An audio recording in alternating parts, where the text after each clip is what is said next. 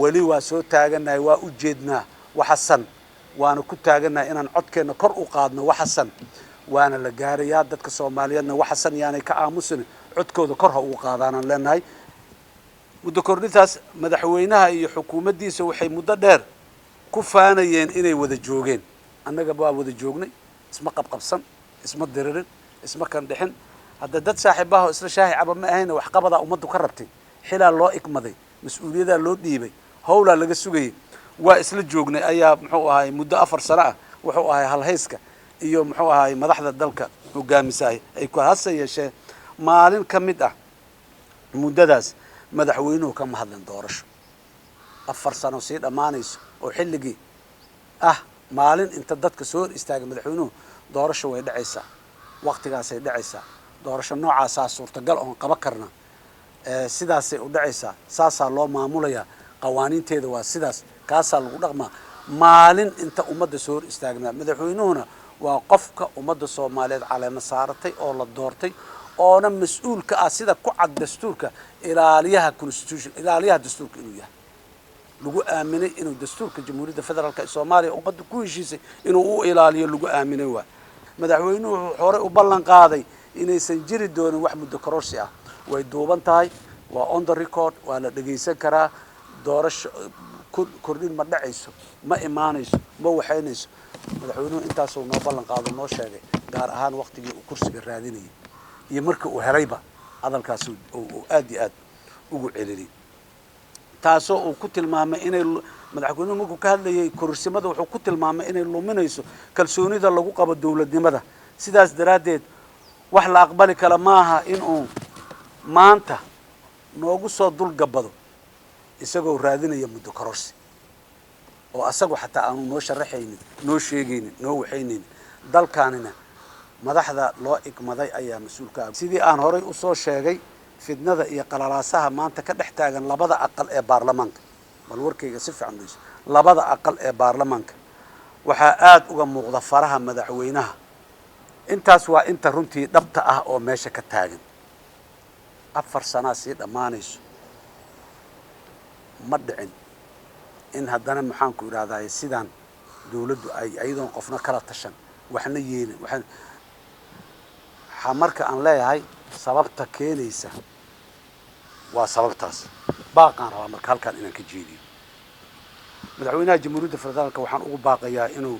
dhaga laab u daloola inuu ku dhageysto baaqa halkan ka jeedinayo maanta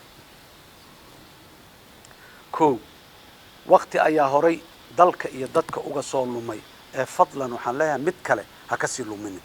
waqtiga soo lumay wax lagu qaban karay in la qabta ay ahayd waxa la qabanayo waliba ay cadaayeen liiqina la qaban waay mid kale hadana waxba lagu qaban doonin in ummadda lagu sii hodo sax ma aha waqtiga yar ee ka haray xileedkaaga mudana madaxweyne hal arin ayaad ku filan tahay inaadan ka habaabin ayaana ila haboon kaas oo ah inaad u istaagto doorashada in loo helo heshiis siyaasadeed in doorashada loo helo si awoodda xukunka si nabad ah loola kala wareego ama si sharci ah mar kale lagu soo doorto adiga madaxweynaha labadaas arrimood u furan yaan ugu baaqayaa gunaanad walaalayaal ummadda Soomaaliyeed meel kasto ay joogto waxaan leeyahay waxaan hadalkayga ku soo gunaanadayaa inaan idin xusuusiyo waa muhiim arrintan inaan idin xusuusiyo doorashadii dimuqraadiga ah ee ugu dambeysay ee dalkan ka dhacday ee 1969 waqti dadka hadda maanta madashan meeshan taagan goobtan taagan oo aanay joogin ama badankoodu aanay joogin waxay ahayd doorashadii dimuqraadiga ah ee ugu dambeysay dalka ka dhacday cilada doorashadaas ay lahayd awgeed iyo cawaaqibkii ka yimiday oo xukunkii dimuqraadiga ahaa oo dhan oo minguuray oo meel kala degay dadka Soomaaliyeed waxay ku qaadatay 50 sano maanta maru haysaa cawaaqibkii ka dhashay inay la tacaalo hayaan welina ay wax badan u dhiman yihiin dadkana maanta waxay aamineen inay dimuqraadiyad iyo doorasho iyo sanduuqa in la aado madaxweyne maxamed cabdullaahi farmaajo iyo ra'iisul wasaare xasan khayre iyo xukuumadooda waxaan leeyahay wada kale oo haddana muddo kale in ay dadka Soomaaliyeed ku dhumaan ha ku hageen waddada saxda ahayd dadka ku toosiya qaladaadka dhacay awgood waxaa dalkan iyo dadkiisa ay u horseeday mahadho siyaasadeed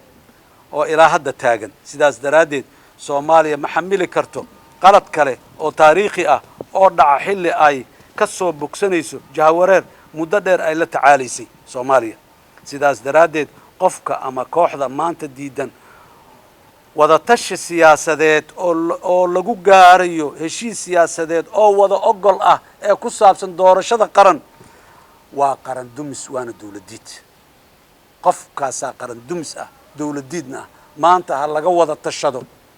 dalka doorashadiisa iyo dawladnimadiisa qofka shaki gelinayo ama kooxda gelinayso waa kooxda maxaan ku idhahdaaye qaran dumiska ah ama maxaan ku idhahdaye dawladdiidka ah ee maanta soomaaliya ka jirta waxaan rabaa inaan kusoo gabagabeeyo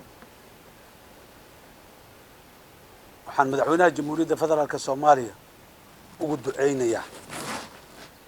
in ilaahay tubta toosan iyo talada toosan waafajiyo soomaali badbaado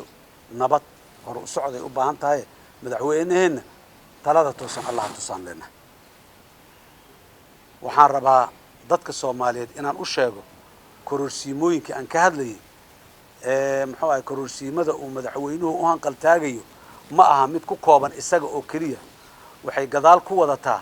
kororsiimayaal badan waxay gadaal ku wadataa kororsiimo xilli xilaadka madaxweynaha oo la sameeyo waxay gadaal ku wadataa kororsiimo xilli xilaadka xukuumadda oo la sameeyo waxay gadaal ku wadataa kororsiimo xilli xilaadka golaha shacabka kororsiimo xilli xilaadka aqalka sare kororsiimo guddiga madaxa bannaan ee qaranka xilli xilaadka guddiyo kale oo badan oo dalka ka jiro waxaan rabaa dadka soomaaliyeed inaan xasuusiyoon u sheego guddiga madaxa bannaan ee doorashooyinka xilligiisa uu dhammaanayaa sanadka soo socda bartamihiisa iyo ka hor u dhammaanayaa sharciga guddigaas lagu dhisayna wuxuu qeexayaa markuu xilligu dhammaado guddigaasi sida uu noqonayo soo noqoshadiisa in loo kordhi karo xubnaha ku jiraa inay soo noqdaan kulli qaanuunkaasaa tilmaamaya inuu guddigu maanta marka keensado mashruuc howlqabad oo kaas kasii dambeeya waqtigaas kasii dambeeya waa qabanaynaa ay leeyihiin hab maxaan ku idhahdaa diiwaangelin oo qaanuunka aanu tilmaamayn lagama sugaynin ayaga marna siyaasiyiinta waa laga sugaayay inay muxuu ahay xeelad siyaasadeed iyo meelo ay ku laalaabtaan laakiin guddiga dastuuriga ah lagama sugayn madaxweynuhuna qaribaadda oo hay-adaha dawladda iyo dawladnimada uu qaribiyay ka mid tahay inuu guddiga ka yeersiiyo hadallada shalay iyo warbixinta shalay ay keeneen dalka waxaan la aqbali doonin xilliga xilaadka dadka soomaaliyeed ay u igmadeen hay-adaha dastuuriga hadday dhammaato lama aqbali doono jiritaankooda shacabkuna ma aqbali doonaan adduunyaduna ma aqbali doonto yaan la geynin soomaaliya firaaq dastuuri ayaan laga abuurin ma dhacayso horena uma soo dhicin intii aan soo jirnay mar kastoo waxaan ay dhimaadaanna oo isku day sidaan oo kale u yimaadna foolxumo iyo qaabdarre iyo maxaan ku idhahda laablaab iyo soomaaliya oo magaceeda xumaaday iyo madax badan oo ku ceebowda ayaa ka dhalan jirtay war meeshaas wadda ma jirto horeyna waa u sheegnay dhowr marna waa ku celcelinay wadda ma jirta dhinacaas waddada waxay jirtaa waxaan leeyahay hoggaanka dalka hoos ha usoo degaano ha u yimaadiino saamileyda siyaasadeed ee dalka oo ay ugu horeeyaan muxuu ahaay dawladaha xubnaha ka ah dawladda federaalka xisbiyada siyaasadeed ee sharciga ah bulshada rayidka iyo intii kaloo looga maarmin oo dhan qof kastoo aan looga maarmin mansabkiisa iyo meeshiisa in loogu tago talada loogu geeyo ayay mudan yihiin waxaan rabaa mar kale ilaahay waxaan ka baryayaa in tubta toosan dhammaanteen iyo talada toosan uu na waafajiyo soomaaliyana uu dhibaatada saaran oo alla ka qaado laakiin ilaahay annagoo noo sheegay sida dhibka looga baxaya inaan yeelnaan laga rabaa dadka soomaaliyeed qulubtoodana allah isku soo duwo weli waa soo taaganahay waa u jeednaa waxasan waana ku taaganahay inaan codkeenna kor u qaadno waxasan waana la gaarayaa dadka soomaaliyeedna waxasan yaanay ka aamusin codkooda kor ha ugu qaadaanaan leenahay meel kastoo ay joogaan ayagoo codkooda kor u qaadayo waa ka nimiday xilligii la isdilayay oo madaafiicda iyo xabadaha iyo balaayada la isku ridaya waa ka nimiday dhiig la daadiyo shabaabaa noogu filan yaanan gadaal loo celinin dadkaani waa ka yimideen heerkii ay aaminsanaayeen awoodda siyaasadeed in qoray iyo qarax lagu tegi karo waxay u yimaadeen heer ay aaminsan awoodda siyaasadeed cod iyo sanduuqa in lagu tegi karo yaan la tusin oo la dheen cod sanduuqa kuma tegi kartide qorayaad ku joogi kartaa ama ku bixi kartaa yaan dadka la tusin aan leenahay mana dadkeenuna waa ka koran